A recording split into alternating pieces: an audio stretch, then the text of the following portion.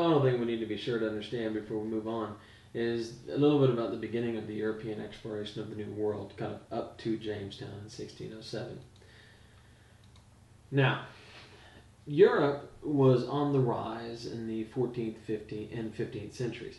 After the Black Death, we go into the Renaissance, which I know you covered in world history, and Europeans are becoming wealthier.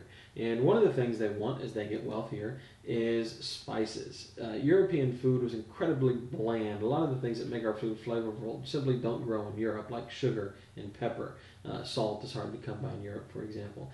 And so trade with China and India becomes big business because, well, go eat British food sometime and you'll understand why. Silk and fabrics are also highly prized in Europe. And so there was a tremendous amount of money to be made if you could get these goods to Europe and sell them. Now, of course, the main way here traditionally was to simply buy from the Arab traders as they brought it across the desert and over here into Istanbul, Turkey. But the Portuguese in the late 1400s got the great idea of trying to sail to India themselves and cut out the Arab traders altogether and make that profit. And so here you can see what they did was they bounced around Africa. Now this may seem like a long way to go, but it has the huge advantage of having lots and lots of places to dock your ship. And so the Portuguese will establish a trade with India and Africa by going around India and China, by going around Africa. They will also begin to buy raw materials from Africa itself, and the Portuguese begin to rapidly become wealthier in relation to the other European nations.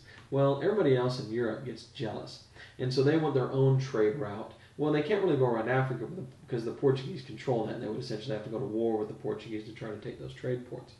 And so the dream is to go west. Now, you may have heard nonsense about people thinking the world was flat. That wasn't true. Everybody knew it was round. And in fact, Columbus didn't know something everybody else didn't. He was wrong about something everybody else understood. Columbus thought the world was much, much smaller than it was. The problem with going west was, first, you didn't know what was there. And second, it was a long way to China, and most people understood that. But Columbus didn't. So Columbus, a Genoese sailor who trained with the Portuguese, will go to the king and queen of Spain. There's a lot of locations, right? And he'll say, give me a small amount of money, relatively, and I will take 3 ships and I will sail west and I'll try to discover China and India and open up trade for Spain. And so they sent Columbus. And of course, as we all know, there's going to be something in the way. He's going to find the New World. We'll deal with Columbus very specifically in class. And that's an important thing to understand about the New World when it was first discovered. It was a nuisance. Nobody was happy that it was there. In fact, all they did for decades was try to find a way around it. It never occurred to them that there could be things of incredible value there in the New World. It was just an obstacle to get around. Well, Spain claimed, of course, the southern part of what is today Texas and California and Mexico and all of that in South America.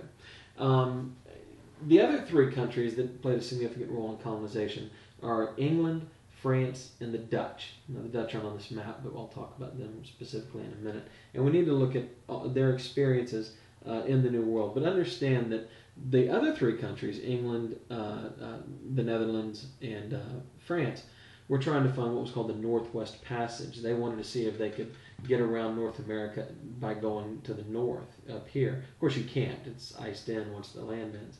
But they didn't know that, and so that was their goal. Here's a little map showing areas of control. So here's what the Spanish controlled. Here's French control. France actually had that originally, but it fell to England through treaties. The pink is the English control. Down here is Portugal, which is a different story altogether I don't want to get into. And the Dutch also control New York, which is up here. Now, the Spanish in the New World, the thing to understand here is that the Spanish enslaved the Native Americans and lived closely with them. They also built missions to quote-unquote save the Native Americans by making them Christians. But they were the only group that really saw a large number of Europeans, Spanish, living next to a large number of Native Americans. And so the Spanish have a much different experience. And one thing that happens is they interbreed. And this is where we get what you might call today Mexicans or Hispanics or Latinos, whatever you want to call them, this mixture of European blood and Native American blood.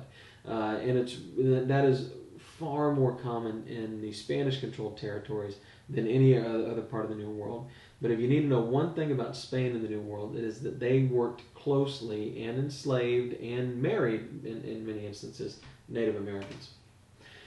The French also worked closely with the Native Americans and would marry them, but we don't have a whole lot of French Native American hybrids because the French did not send large numbers over. The Spanish were mining gold, growing sugarcane, and things like this, which took a lot of labor.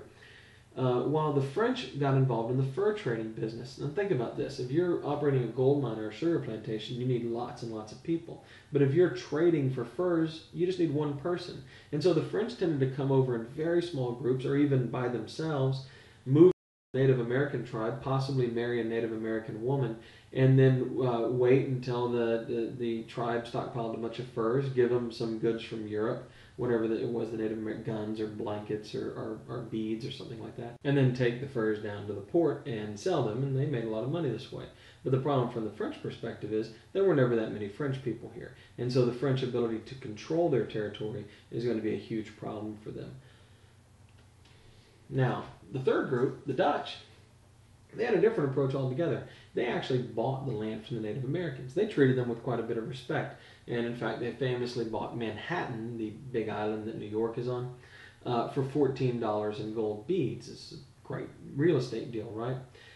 But the Dutch had a problem, similar to the French, in that there just weren't that many people in the Netherlands, and so the Dutch had a hard time getting a lot of Dutch people to come to America because they didn't have that many people to start with.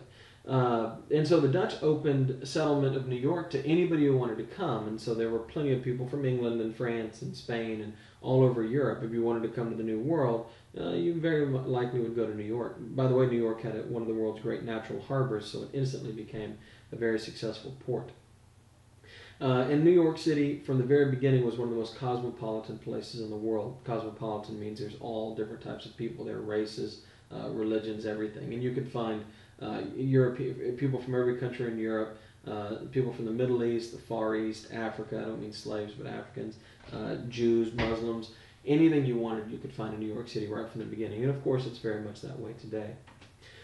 The British had a different approach. The British had recently attempted to colonize Ireland, and what they found out was the Irish didn't really want to be colonized. And this led to a lot of violent confrontation. And so the British adopted a policy in Ireland of simply killing the Irish on sight, just clearing the land, as they called it. And when they came to America, they eventually adopted the same strategy here. If they saw Native Americans were something to be removed, something to be done away with. Ironically, will be the fact that the Native Americans had literally cleared the land, cut down all the trees, and turned it into fields and that sort of thing, that allow the British to be as successful as they are. But the British aren't thankful for that, and they adopt a policy of killing or removing Native Americans from the area. Now, the big thing I need you to get out of this is the 4 different approaches to the Native Americans. The Spanish created large colonies with quite a few Spaniards and lots of Native Americans. They treated the Native Americans as slaves. They were converts to Christianity and the missions. They were wives in many cases. And so the Spanish created this huge intermingled society of Spanish and Native Americans. The French came over in very small numbers, and while they did intermix with the Native Americans, there weren't enough French for that really to really make a difference. And the French will struggle to control their territory. The Dutch came over and treated the Indians with great respect. They bought their land from them. But the Dutch, again, did not have a large enough presence of actual Dutch people here to have much of a foothold in America, although they did control New York City, New Amsterdam as it was called at the time. And the British adopted a policy of simply killing all the Native Americans to clear them off of the land. Definitely the most brutal of all the different policy approaches here. So understand those 4 different approaches, because that's the kind of stuff that does come up on the AP test.